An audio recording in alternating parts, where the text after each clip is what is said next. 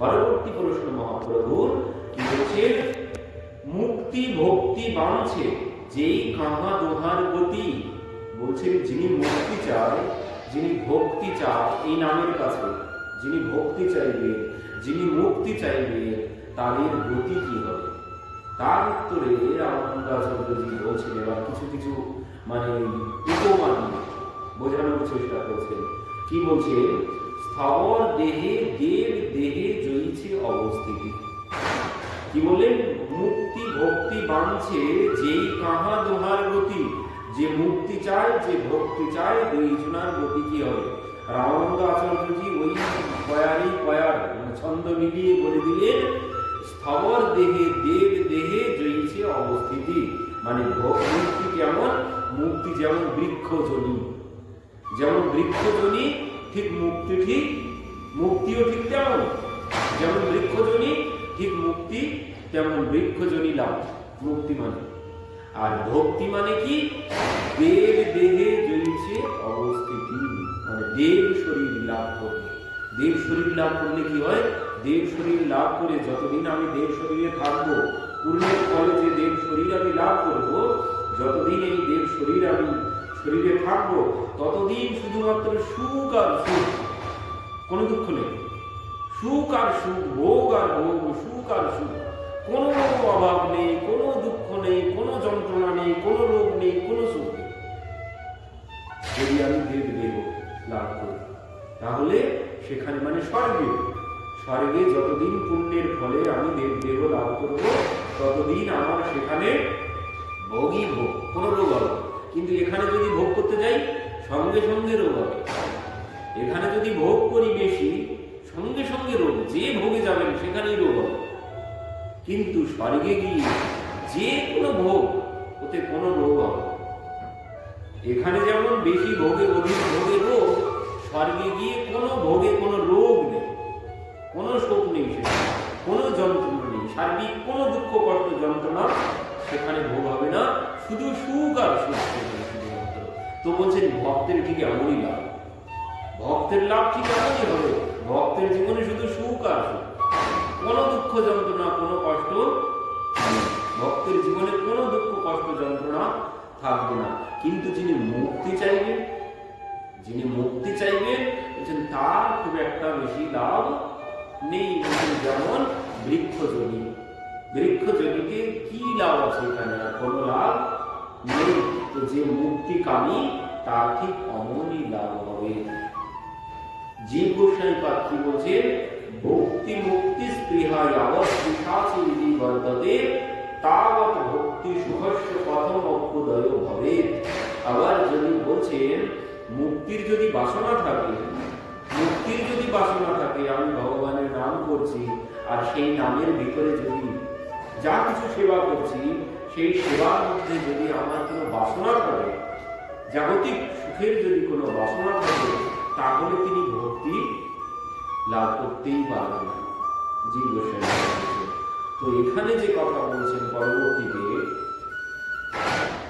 অরসজ্ঞ কাল চুষে জ্ঞান নিম্ব ফলে, ভক্তি আর মুক্তি বোঝানোর চেষ্টা করছেন রামানন্দাচার্যজি।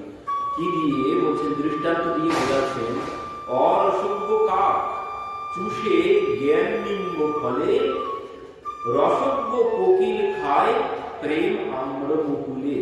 কি বললেন? অরসজ্ঞ কাক কাক, সে কি পান করে, কি খায়? বলছে নিমের ফল পেকে গেলে দেখবেন কাক বসে বসে নিম গাছে নিমের ফল খায়। আর কি বলছে? কোকিল, রসজ্ঞ কোকিল, সে কোনোদিন নিম ফল খায় না, সে কি খায়? বলছেন সে আম্র মুকুলে, আমের মুকুলের মধু পান করে। সে যে রসজ্ঞ, সে মধু পান করে, আর যে অরসজ্ঞ, সে ওই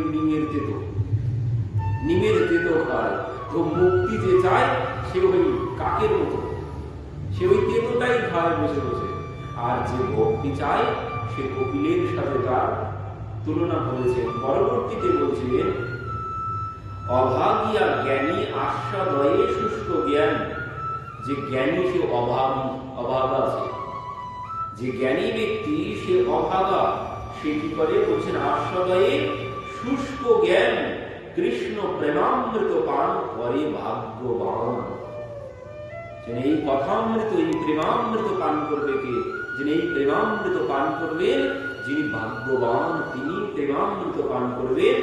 আর যিনি জ্ঞানী ব্যক্তি তিনি বলছেন শুষ্ক জ্ঞানী, সে অভাগা। যিনি জ্ঞানী ব্যক্তি তিনি অভাগা, তিনি শুষ্ক জ্ঞান লাভ করেন। আর সেই শুষ্ক জ্ঞানের জন্য তার প্রাপ্য কি, তার চাওয়া কি? তার চাওয়া হচ্ছে মুক্তি। যে জ্ঞানী ব্যক্তি, সার্বভৌম ভট্টাচার্য আমরা আগেই শ্রবণ করে এসেছি, সার্বভৌম ভট্টাচার্য এমনই নিরস জ্ঞানী ছিলেন। তার কাছে কি, তার ভাবনা ছিল জীব আর ঈশ্বরের মধ্যে কোনো ভেদ নেই, তিনি একরকম মানেন। জীব আর ঈশ্বর তিনি একরকম মানেন। তার প্রমাণ কি দিচ্ছেন? বলছেন ওই যে ঈশ্বর অংশ জীব অবিনাশী, জীব ঈশ্বরেরই অংশ, তারও বিনাশ নেই। ভগবানের যেমন বিনাশ নেই, জীবেরও কোনো বিনাশ নেই। তো জীব তো ভগবানেরই অংশ। মহাপ্রভু বললেন তা কোনোদিন হতে পারে না, হয়তো জীব ভগবানের অংশ। তাই বলে জীব আর ভগবান কোনোদিন এক সমান হতে পারে না। সার্বভৌমের এই চাওয়া ছিল, মানে যারা জ্ঞানী ব্যক্তি তাদের চাওয়া মুক্তি। তারা চান আমরা ভগবানের অংশে গিয়ে মিলিয়ে যেতে। তাদের কাছে এটাই, কারণ তারা জানেন ওই যে পুনরপি জন্মনম পুনরপি মরণম পুনরপি জননী জঠরে শয়নম, এই যে বারবার দুঃখ কষ্ট যন্ত্রণা ভোগ করছি, তো তার জন্য তারা বলেন যে আর জন্মগ্রহণ করতে চাই না, আমি যেখান থেকে এসেছি সেখানে গিয়ে মিলিয়ে যেতে চাই। এর নাম মুক্তি, এর নাম মুক্তি। তো এনার কাছে এটাই হচ্ছে সব থেকে বড় চাওয়া। ইনি এখনো ভক্তির সন্ধান পাননি। তো মহাপ্রভু বললেন দেখো সার্বভৌম তা কোনদিন হতেই পারে না। ভক্তি আর মুক্তি মানে এই যে তুমি মুক্তি চাইছো, তুমি ভাবছো যে তোমার সাথে জীবের ভগবানের সাথে কোনো ভেদ নেই, না, সম্পূর্ণরূপে ভেদ আছে। যেমন কি, যেমন ভগবান সমুদ্র, ভগবান সমুদ্র আর এক গ্লাস জল হচ্ছে জীব। ভগবান সমুদ্র আর সেই সমুদ্রের এক গ্লাস জল জীব। তো সেই সমুদ্র আর এই এক গ্লাস জলের মধ্যে কোনোদিন এক সমান করা যাবে? হয়তো জল একই হতে পারে, হয়তো জল একই হতে পারে, কিন্তু ওই সমুদ্রের যে শক্তি আছে এই জল, এক গ্লাস জলে কি সেই শক্তি আছে না? সমুদ্র সব ভাসিয়ে দিতে পারে, এক গ্লাস জল কি পারে? এক গ্লাস জল কি পারে? তার কোনো শক্তি নেই। তো ঠিক জীব আর ভগবানের এমন ভেদ মহাপ্রভু বোঝালেন সার্বভৌম ভট্টাচার্যকে। এই জন্য বলছেন ও মুক্তি চেয়ে কোনো লাভ হবে না। কেন মুক্তি চেয়ে লাভ হবে না? যে মুক্তি চেয়ে লাভ হবে না এই জন্যে, মুক্তিতে কি হয়? মুক্তিতে আমাদের যে চার প্রকারের মুক্তি কপিল ভগবান বললেন মা ও দীয়মানম নৌগৃণন্তি বিনামত সেবনম জনা। আমি যদি আমার ভক্তকে এই মুক্তি দান করে থাকি তবুও সে গ্রহণ করে না। চার প্রকারের মুক্তি যদি ভক্তকে দিয়েও থাকি, ভক্ত কোনোদিন গ্রহণ করবে না। তো এই চার প্রকারের মুক্তি কি? শালুক্য, শাস্তি, সামীপ্য, সারূপ্য আর একাত্মীয়, পঞ্চ প্রকারের মুক্তি। তো এই পাঁচ প্রকারের মুক্তিতে বলছেন শালুক্য। শালুক্য মানে কি? নিত্য ধাম নিবাস, মানে বৈকুণ্ঠে বাস। আর এই বৈকুণ্ঠে বাস করলে কি হবে? বলছেন তুমি বৈকুণ্ঠে বাস করতে পারবে, কিন্তু ভগবান দর্শন কবে হবে তার কোনো ঠিক ঠিকানা নেই। বৈকুণ্ঠে বাস করবোই যে তাই ভগবান দর্শন সম্ভব নয়। ও কবে হবে তার কোনো ঠিক ঠিকানা নেই। সেখানে গিয়ে লাইন দিয়ে দাঁড়িয়ে থাকতে হবে। সেই গিয়েছিল না সখারা বৈকুণ্ঠে গিয়েছিল, বলেছিল আমরা বৈকুণ্ঠ দর্শন করতে চাই। তো সেই ব্রহ্মাণ্ড, সেই যেখানে সোনার তাল গাছ আছে ওইখানে কিন্তু ওই ব্রহ্মকুণ্ড, ওইখানে গিয়ে সব ঝাঁপ দিয়েছিল, এখানে ডুববে সব বৈকুণ্ঠে চলে যাবি। তখন সখারা বলছে কি বলছিস, এখানে ডুব দেবো মানে কি একবার যাবো না, একবার দে। তো সমস্ত সখারা গোপালের কথা বিশ্বাস করে ডুব দিল। দিয়ে কি হলো? তারা সোজা সব বৈকুণ্ঠে গিয়ে উপস্থিত হয়েছে। এবার বৈকুণ্ঠে গিয়ে উপস্থিত হয়ে কি হয়েছে? সব চার হাত নারায়ণ স্বরূপ লাভ করেছে। এবার যাকে দেখছে সব চার হাত, নিজেদের দিকে তাকিয়ে দেখছে নিজেরাও চার হাত। এবার কি হলো, ভগবানকে খুঁজতে শুরু করেছে। গোপাল গেল কোথায়, গোপাল গেল কোথায়, কোথাও খুঁজে পাচ্ছে না। খুঁজে খুঁজে খুঁজে খুঁজে এক জায়গায় দেখলো সবাই, ব্রহ্মাও চলেছেন, মহাদেবও চলেছেন, তো তাদের সাথে চলতে শুরু করলো। যেতে যেতে যেতে যেতে দেখলো যে এক বিশাল সিংহাসনে ভগবান বসে আছে। সখারা সব দৌড়িয়ে যাবে ভগবানের কাছে। এবার যেই যেতে গিয়েছে দাড়িটা সব বাধা দিয়েছে, কেউ আর ভগবানের কাছে যেতে পারলো না। তো পরবর্তীতে এবার বলছে এমন বৈকুণ্ঠ আমাদের দরকার নেই, আমাদের বৃন্দাবনই ভালো, কোনো বাধা নিষেধ কোনো কিছু নেই। যেই ভেবেছেন সঙ্গে সঙ্গে তারা বৃন্দাবনে চলে এসেছেন। ভগবান জিজ্ঞাসা করছেন, বল বৃন্দাবনকে বৈকুণ্ঠ কেমন লাগলো? সখারা কি বলছেন, অমন বৈকুণ্ঠ চাই না, আমাদের এই বৃন্দাবনই সর্বশ্রেষ্ঠ। বৈকুণ্ঠে কোনো লাভ হবে না। কত চেষ্টা করেছিলাম তোকে দর্শন করার জন্য, তোর কাছে যাওয়ার জন্য, কেউ আমাদেরকে তোর কাছে যেতে দিল না। এই হচ্ছে বৈকুণ্ঠ, বৈকুণ্ঠে কোনো লাভ হবে না। পরবর্তীতে বলছেন শাস্তি ঐশ্বর্য ভোগ। ঐশ্বর্য ভোগে কি হবে? বলছে ভগবানের ধাম তো পেয়ে যাব, আর দর্শনের একটা অনুমতি পাবো। সবসময় না, মাঝে মাঝে হয়তো একটা 6 মাসে বা 1 বছরে একবার দর্শনের অনুমতি লাভ করতে পারবো। তারপর কি হবে? বলছে স্বামীপ্য। স্বামীপ্য হচ্ছে নিকটে বাস। নিকটে বাস কেমন ভাবে হবে? বলছেন ভগবানের সেবার কিছু কিছু সুযোগ পাওয়া যাবে। ভগবানের সেবার কিছু কিছু সুযোগ। স্বামীপ্য বাস মানেই যে ভগবানের পাশে গিয়ে বাস করবো তা কোনদিন নয়। বলছেন ভগবানের সেবার জন্য ঘর বাড়ি পরিষ্কার করা, খাওয়ার জল তোলা, নানান রকম বাজার করতে যাওয়া, এই সমস্ত দায়িত্ব পাওয়া যাবে সেখানে গিয়ে, আর কোনো কিছু নয়। পরবর্তীতে বলছেন সারূপ্য। সারূপ্যে কি হবে? বলছেন ভগবানের সমান রূপ লাভ হবে। আর এই রূপ লাভ হলে কি হবে? বলছেন ভগবানের এবার সঙ্গে মাঝে মাঝে থাকার মানে সুযোগ পাওয়া যাবে। আর কি হবে? ভগবান যদি কোথাও চলে যান, ওই নিজের জায়গায় তাকে বসিয়ে দিয়ে চলে যাবেন, আমি এতক্ষণ আসবো না, কয়েকদিন আসবো না, আমার সমস্ত দায়িত্ব তোমার উপরে থাকবে। এই লাভ হবে। আর পরবর্তীতে কি বলছেন? একাত্য মানে ভগবানের সাথে মিলিয়ে গেলাম, আমার কোনো দ্বিতীয় কোনো সত্তা থাকলো না, ভগবানের অংশের সাথে অংশী মিলিয়ে গেল। তো এই 5 প্রকারের মুক্তি কিন্তু ভগবান বলছেন মাকে, যে মা এই 5 প্রকারের মুক্তি আমি যদি আমার ভক্তকে দিই, তবুও আমার ভক্ত গ্রহণ করে না। কেন? বলছেন 4 প্রকারের ভক্ত। 4 প্রকারের যে ভক্ত কারা কারা? কপিল ভগবান সেও মাকে মানে বিস্তারিত শ্রবণ করিয়েছেন। প্রথম ভক্ত কি বলছেন? অভিসন্ধায় হিংসাম দম্ভম মাৎসর্য মেঘবা সংগ্রমী ভিন্ন দৃগ্ভাবম ময়ি কুর্যাৎ সতামসহ। তামসিক ভক্ত। তামসিক ভক্তকে অভিসন্ধায় হিংসাম দম্ভম মাৎসর্য, মানে যার মধ্যে অভিসন্ধি আছে, মানে কিছু না কিছু উদ্দেশ্য নিয়ে ভগবানের কাছে আসে। আর কি বলছেন? হিংসা তার মনের মধ্যে আছে, দম্ভ আছে, মাৎসর্য আছে, তবুও সে ভগবানের কাছে আসে।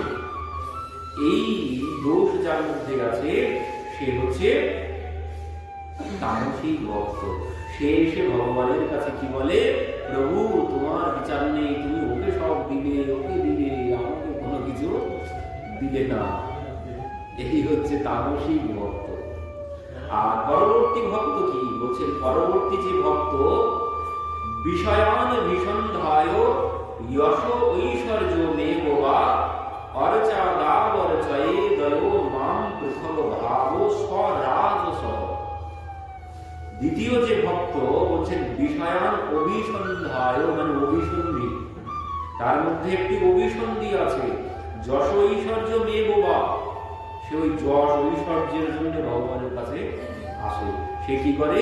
ভগবানের কাছে এসে দান বাক্সের মধ্যে 50 টাকা দেয়, আর গিয়ে বলে যে প্রভু আমার যেন এই হয়ে যায়, আমার যেন সেই হয়ে যায়, ছেলের চাকরিটা বেঁধে আছে যেন পেয়ে যায়, 50 টাকা দিয়ে 50 কোটি যার চাওয়া সে হচ্ছে রাজসিক ভক্ত, সে রাজসিক ভক্ত।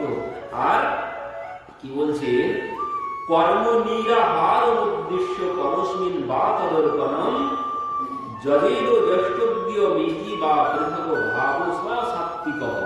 কি বললেন, কর্ম নিরাহার উদ্দেশ্য পরস্মিন বা তদর্পণম, মানে কর্ম সব ভগবানের সমর্পণ। এত সুন্দর বাড়ি কি করে বানালেন, তো সব ভগবানের ইচ্ছাতে হয়েছে। সে কোনোদিন বলবে না যে আমি করেছি, সব ভগবানের কৃপাতে হয়েছে। এই যার ভাব সে হচ্ছে সাত্বিক ভক্ত, যে সবকিছু ভগবানের সমর্পণ করেন। তো এই হচ্ছে 3 প্রকারের ভক্ত, একটি হচ্ছে তামসিক, একটি রাজসিক, আর একটি সাত্বিক। এই 3 প্রকারের ভক্ত। আর একজন ভক্ত আছে, আরেকজন ভক্ত আছে, তিনি কে বলছেন, তিনি হচ্ছে আমার নির্গুণ ভক্ত। নির্গুণ ভক্তের লক্ষণ কি? নির্গুণ ভক্তের লক্ষণ হচ্ছে লক্ষণম ভক্তি যোগস্য নির্গুণস্য উদাহরিতম অহৈতুক্য ব্যবহৃতা ইয়া ভক্তির পুরুষত্বমে। এই হচ্ছে নির্গুণ ভক্তির লক্ষণ কি? লক্ষণম ভক্তি যোগস্য নির্গুণস্য উদাহরিতম অহৈতুক্য, মানে কোন হেতু ভগবানের সেবা করছি, ভগবানের নাম করছি, ভগবানের নাম যে সর্বক্ষণ করছি, তার জন্য তার মধ্যে কোনো চাওয়া পাওয়া কামনা বাসনা কোনো কিছু নেই, যার মধ্যে সমস্ত কামনা বাসনা শূন্য হয়ে যে ভগবান নাম করছেন, সেই হচ্ছে প্রকৃত ভক্ত, সে হচ্ছে নির্গুণ ভক্ত। আর এই নির্গুণ ভক্ত কপিল ভগবান বলছে, মা সেই আমার কাছে সব থেকে বেশি প্রিয়। ভগবান বলছেন কি, রামায়ণে আছে, বাল্মীকি মুনি বলছেন, যায় না চাহিয়ে কবহু কছু তুম সন সহজ সনেহু বসো নিরন্তর তাসু উল সো রাউর নিজ গেহু। কি বলছেন, যায় না চাহিয়ে কবহু কছু, মানে যার কোনোদিন কোনো চাওয়া পাওয়া কামনা বাসনা নেই, বসৌ নিরন্তর তাসু উর, মানে হৃদয়, উর মানে হৃদয়, মানে বসৌ নিরন্তর তাসু উর, মানে ভগবান নিরন্তর তার হৃদয়ে বাস করেন। যার কোনো চাওয়া পাওয়া কামনা বাসনা কোনো কিছু নেই, ভগবানকে ভালোবেসে ভালোবেসে যে ভগবানের ভজনা করেন, ভগবান বলছেন, মা সেই আমার সব থেকে প্রিয় ভক্ত। সুখদেবজিও বলছেন, সবই পুংসাং পরধর্ম যত ভক্তির অদক্ষজে অহৈতুক্য প্রতিহতা যয়াত্মা সম্প্রসীদতি। বলছেন সবই পুংসাং, সব থেকে পবিত্র কে?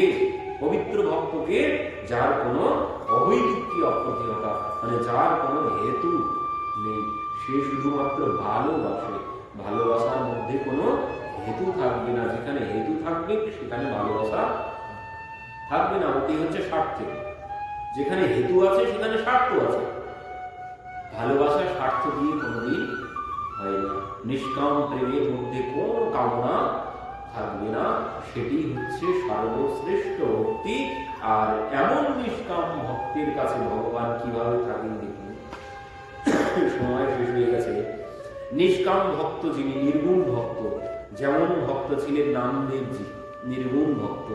কেমন নির্গুণ ভক্ত দেখুন, নামদেবজি ছোটবেলায় মায়ের সাথে প্রত্যেক দিন যেতেন বিঠ্ঠল ভগবানের কাছে। তো প্রত্যেক দিন গিয়ে সন্ধ্যাবেলা ভগবানকে দর্শন করতেন, আরতি দর্শন করতেন, প্রণাম করতেন, প্রসাদ নিয়ে চলে আসতেন।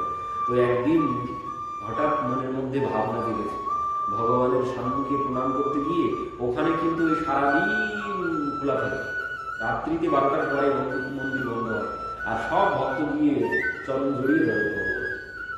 ইনিও গিয়েছেন, গিয়ে বলছেন, প্রভু আমরা প্রত্যেক দিন আসি তোমার কাছে তোমাকে দর্শন করতে, তো তুমি তো একবার আমাদের বাড়িতে যেতে পারো। ছোটবেলায় ভাবনা জেগেছে, আমি প্রত্যেক দিন তোমার কাছে আসি মায়ের কাছে, তো তুমি তো একদিন আমার বাড়িতে যেতে পারো। এই কয়েকদিন বলতে বলতে ভগবান বলছেন, ঠিক আছে না মা, তোর বাড়িতে যাব, তুই আজকে যেন চলে যাবি না, রাত্রি প্রসাদ নিয়ে যেন চলে যাবি না। তো কথা মতো দাঁড়িয়ে আছে, এবার মন্দির বন্ধ হয়ে যাওয়ার সময় ভগবান কিভাবে তাকে ভিতরে নিয়ে চলে গেছে, ব্রাহ্মণরা কেউ বুঝতে পারেননি, পূজারীরা কেউ বুঝতে পারেননি, মন্দিরের দ্বার বন্ধ করে দিয়ে চলে গেছেন নামা মন্দিরের ভিতরে। এবার ভগবান বলছেন, নামা আমি তোর বাড়িতে কালকে যাব। তো যাবো, তা তুমি আমাকে বন্ধ করলে কেন? যাবে তো যাবে, ঠিক আছে, আমাকে বন্ধ করলে কেন? বলছে, নামা আমি যে যাব, তো এখানে তো একজনকে দাঁড়াতে হবে, সব ভক্তরা আসবে, এইভাবে চলে গেলে তো হবে না, এখানে তো একজনকে দাঁড়াতে হবে। তো সেখানে কি হবে? বলছে, নামা আমার জায়গায় কাল তুই দাঁড়াবি আর আমি যাবো তোর বাড়িতে। নামদেবজি বলছেন, সে কি করে বলবো যে নামা সব সম্ভব, আমি সব ব্যবস্থা করে দেব, আমি তোকে একদম আমার মতো করে সাজিয়ে দেব, কেউ কোনো কিছু বুঝতে পারবে না। নামা তুই দাঁড়িয়ে থাকবি, আমি তোর বাড়িতে কালকে যাবো। এবার ভগবান সব বুঝিয়ে দিয়েছেন, নামা ভোরবেলা এসে দ্বার খোলা হবে, মঙ্গল আরতি হবে, তারপরে কিন্তু দই দুধ ঘৃত মধু দিয়ে স্নান করানো হবে, পোশাক ধারণ করানো হবে, ভোগ লাগানো হবে, আরতি হবে, চুপচাপ দাঁড়িয়ে থাকতে হবে, ভোগ লাগলে কিন্তু খাওয়া যাবে না। আরতির শেষে ভক্তরা এসে চরণ জড়িয়ে ধরে নানান কথা বলবে, কিন্তু ভক্তরা এসে নানান ভক্ত নানান কথা বলবে, কারোর কথা শুনে কথা বলে ফেললে কিন্তু চলবে না, ও কথা এক কান দিয়ে শুনতে হবে আর এক কান দিয়ে বার করে দিতে হবে, ও কথা শুনে কোনো লাভ হবে না, আমি কোনো কথাই শুনবো। ভক্তরা এসে যে আমার কাছে নানান কথা বলে, আমি কোনো কথাই শুনি না, কেন? বলছেন, ও তো সবাই যার যার কর্মফল ভোগ করছে, ও শুনে কোনো লাভ হবে না, ও শুনিয়েও কোনো লাভ হবে না। তুমি যেমন কর্ম করবে, জগন্নাথ হাতই নেই, আমি কি করবো, সব হাত তোমাদের হাতে দিয়ে দিয়েছি, তোমরা যেমন কর্ম করবে তেমন ফল ভোগ করবে। তো ভগবান নামদেবজিকে বলছেন, সবাইকে এসে বলবে, কোনো উত্তর দিলে হবে, চুপচাপ দাঁড়িয়ে থাকতে হবে। তো বললেন, ঠিক আছে। তো পরের দিন ভগবান নামদেবজিকে সাজিয়ে বসিয়ে দিয়ে পান্ডারা দরজা খুলেছে, ভগবান বেরিয়ে চলে গেছেন, নামদেবজি দাঁড়িয়ে আছে। এবার ভগবান যেভাবে যেভাবে বলে গেছে ঠিক সেইভাবে নামদেবজি চুপচাপ দাঁড়িয়ে আছে, ভোগ লেগেছে, খাওয়ারও কোনো উপায় নেই, চুপচাপ দাঁড়িয়ে আছে। নামদেবজি ওদিকে ভগবান নামদেবজির মায়ের কাছে গিয়েছেন, গিয়ে বলছেন, মা তাড়াতাড়ি খেতে দাও। ওদিকে নামদেবজির মা বলছেন, নামা কাল গিয়েছিল, নামা বাড়ি এলো না, কি ব্যাপার? ভগবান বলছেন, মা নামা তো আমার জায়গায় দাঁড়িয়ে আছে, দেখবে চলো। সে কি কথা? যেন হ্যাঁ, তো মা তুমি আগে আমাকে খেতে দাও, তারপর যে। তো এবার ভগবানকে খেতে দিয়েছেন নামদেবজি মা। এবার খাওয়া দাওয়া সেরে সেখান থেকে ভগবান এবার এসেছেন, দেখি নামাকে কেমন লাগছে। এবার ভগবান বড় কালো চাদর মুড়ি দিয়ে এসেছেন, কালো চাদর মুড়ি দিয়ে এসেছেন, এসে ভক্তের লাইনে ভগবান দাঁড়িয়ে গেছেন, সবাই ভগবান দর্শন করছেন, সবাই ভগবানের কাছে যাচ্ছেন, ভগবানের চরণ জড়িয়ে ধরেছেন, ধরে সবাই নানান রকম কামনার কথা বলছেন। এবার ইনিও তো ভগবানও লাইনে, ভক্তের লাইনে আছেন, আস্তে আস্তে আস্তে আস্তে সব ভক্তদের লাইন বেরিয়ে যাচ্ছে। এমন সময় নামদেবজির সম্মুখে ভগবান এসে দাঁড়িয়েছেন। নামদেবজি ইশারায় বলছে, আর এগিয়েও না, ওইখানে দাঁড়াবো। নামদেবজি ভগবানকে ইশারায় বলে দিচ্ছেন, প্রভু আর এগিয়েও না, ওইখানে দাঁড়িয়ে আর এগিয়ে এসো না। ভগবান বলছেন, তা হতে পারে না, আমি আজ ভক্তের দলে, তুমি ভগবানের দলে। নামদেবজি বলছেন, সে কি প্রভু, তুমি কি প্রণাম করবে নাকি সবার মতো? বলছেন, নামা করবো তো, তুমি আজকে ভগবান, আমি আজ ভক্ত, সবাই যেভাবে প্রণাম করছে সেভাবে আমিও করবো। নামদেব যদি না না প্রভু এই কর্ম করো না। ভগবান বলছেন, নামা তা হচ্ছে না বলে ভগবানও এগিয়ে এসেছেন, ভক্তের মতো গিয়ে নামদেবজির চরণ জড়িয়ে ধরেছেন। নামদেবজি বলছেন, প্রভু আমি তো এত চাইনি, আমার তো এই চাওয়া ছিল না, আমি তো এত চাইনি, হয়তো কামনা জেগেছিল তুমি আমার বাড়িতে চলো, কিন্তু এমন চাওয়া আমি তো চাইনি যে তুমি আমাকে এসে জড়িয়ে ধরো, এই চাওয়া আমার ছিল না। তো প্রভু তুমি এমন কেন, ভক্তের সামান্য চাওয়াতে তুমি এত কেন উজাড় করে সর্বস্ব দিয়ে দাও? ভগবান বলছেন, নামা যে তোমার মতো নির্গুণ ভক্ত, আমি তার চরণ জড়িয়ে ধরি। ভক্ত যেমন আমার চরণ জড়িয়ে ধরে, যে আমার নির্গুণ ভক্ত, আমি তার চরণ এভাবেই জড়িয়ে থাকি, সে আমার অত্যন্ত প্রিয়। তো এই যে পরবর্তীতে সব জানাজানি তো হয়ে গেছে। তো আজও ওখানে পাণ্ডারীনাথের মন্দিরে বছরে একদিন ধরা হয় যে নাম ভগবানের জায়গায় নামদেবজি দাঁড়িয়েছেন আর ভগবান ভক্তদের দলে আছেন। তো এই হিসাবে কি হয়, বছরে একদিন এই হিসাবে সমস্ত যত ভক্তরা যান, সমস্ত ভক্তদের চরণে ভগবানকে তো প্রণাম করেন, ভাবেন যে ভগবানের জায়গায় নামদেবজি আছেন আর ভগবান ভক্তের মধ্যে আছেন।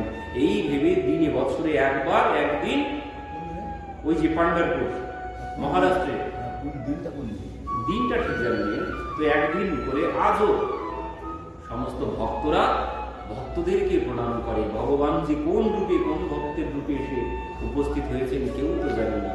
তো এই হচ্ছে নির্গুণ ভক্তের প্রমাণ। এই নামদেবজি এমন নির্গুণ ভক্ত, মানে তার কোনো কিছু, ভগবানের কাছে তাদের কোনো কিছু চাওয়া থাকে না। তার জন্য এই নামদেবজি বলছেন নির্গুণ ভক্তের চাওয়া কি হবে, বলে নির্গুণ ভক্তের চাওয়া, তার চাওয়া হবে মানে যিনি জ্ঞানী ব্যক্তি, যিনি মুক্তি চান, তার চাওয়া যেন মুক্ত হয়ে যায় জন্ম মৃত্যু চক্র থেকে। কিন্তু যিনি ভক্তের চাওয়া কি হবে, ভক্তের চাওয়া হবে প্রভু যেন আমি তোমার দাস হয়ে বারবার জন্মগ্রহণ করি, আমি যেন তোমার সেবা সুখ লাভ করতে পারি, বারবার যেন আমি জন্মগ্রহণ লাভ করি।